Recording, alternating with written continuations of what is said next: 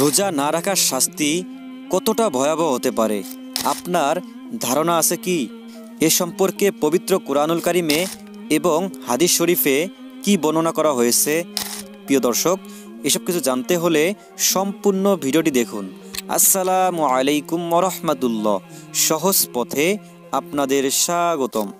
রোজা ইসলামের 5 স্তম্ভের একটি। মহান আল্লাহ তাআলা তার বান্দাদের উপর পবিত্র রমজান মাসের রোজা ফরজ করেছেন। পবিত্র কোরআনে মহান আল্লাহ তাআলা বলেন, রমজান মাস যে মাসে কোরআন নাজিল করা হয়েছে, যা মানুষের জন্য আদ্যপান্ত হিদায়াত এবং এমন সুস্পষ্ট নিদর্শন বলি সংবলিত, যা সঠিক পথ দেখায় এবং সত্য ও মিথ্যার মধ্যে চূড়ান্ত ফয়সালা করে দেয়। সুতরাং তোমাদের মধ্যে যে ব্যক্তি এ মাস পাবে, সে যেন এ সময় অবশ্যই রোজা রাখে। আর তোমাদের মধ্যে কেউ যদি অসুস্থ হয় বা সফরে থাকে, তবে অন্য দিনে সে সমান সংখ্যা পূর্ণ করবে। আল্লাহ তোমাদের পক্ষে যা সহজ সেটাই চান, তোমাদের জন্য জটিলতা চান না, এবং তিনি চান যাতে তোমরা রোজার সংখ্যা পূরণ করে নাও। এবং আল্লাহ তোমাদেরকে যে পথ দেখিয়েছেন, সেজন্য আল্লাহর তাকবীর পাঠ করো এবং কৃতজ্ঞতা প্রকাশ করো। সূরা বাকারা আয়াত 185। এই আয়াতে মহান আল্লাহ তাআলা তার বান্দাদের জন্য পূর্ণ রমজান মাস রোজা রাখা ফরজ করে দিয়েছেন।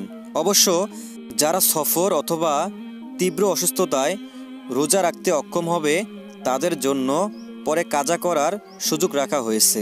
আবার যারা অতি বৃদ্ধ, রোজা রাখার শক্তি নেই এবং ভবিষ্যতে রোজা রাখার মতো শক্তি ফিরে আসারও কোনো আশা নেই, তাদের জন্য রাখা হয়েছে ফিদিয়ার ব্যবস্থা। কিন্তু এর বাহিরে রোজা ত্যাগ করার কোনো সুযোগ রাখা হয়নি। শরীয়ত সমর্থিত কোনো ওজর ছাড়া রোজা ত্যাগ করা আল্লাহর বেঁধে দেওয়া সীমানা অতিক্রম করার নামান্তর। অথচ মহান আল্লাহ তাআলা পবিত্র কোরআনে রোজার বিধিবিধান সংক্রান্ত আয়াতে বলেছেন, এসব আল্লাহর নির্ধারিত সীমা, সুতরাং তোমরা এগুলোর নিকটে যেও না। এভাবে আল্লাহ মানুষের সামনে স্বীয় নিদর্শন বলি স্পষ্ট রূপে বর্ণনা করেন, যাতে তারা তাকওয়া অবলম্বন করে। সূরা বাকারা আয়াত 187। অতএব কোনো মুসলমান ইচ্ছাকৃত রোজা ত্যাগ করতে পারে না, এটা জঘন্যতম অপরাধ।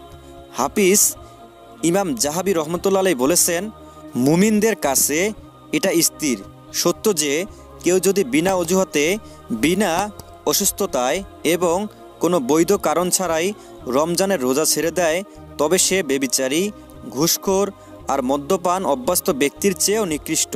বরং তার ঈমান আছে কি না সে ব্যাপারেও সন্দেহ হয়। তাকে দেখে মনে হয় সে জিন্দিক কিংবা ধর্মদ্রোহী হয়ে গেছে। রোজা ত্যাগ করার শাস্তি যে কতটা ভয়াবহ হবে, তা আমাদের নবীজি সাল্লাল্লাহু আলাইহি সাল্লামকে স্বপ্ন যোগে দেখানো হয়েছে।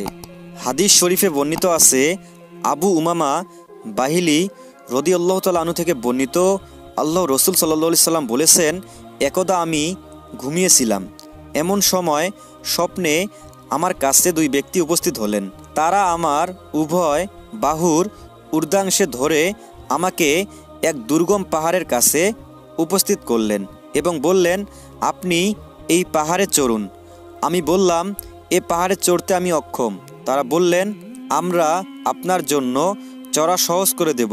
সুতরাং আমি চড়ে গেলাম। অবশেষে যখন পাহাড়ের চূড়ায় গিয়ে পৌঁছালাম, তখন বেশ কিছু চিৎকার ধ্বনি শুনতে পেলাম।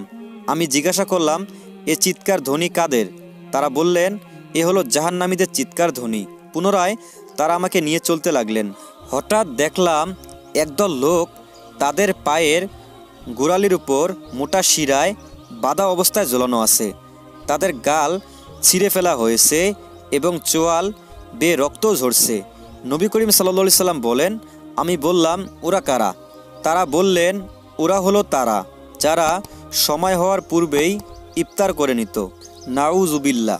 প্রত্যেক মুসলমানের চিন্তা করা উচিত, যদি সময়ের আগে ইফতার করে ফেলার শাস্তি এতটা ভয়াবহ হয়, তাহলে এটা পরিপূর্ণ ত্যাগ করার শাস্তি কতটা ভয়াবহ হবে।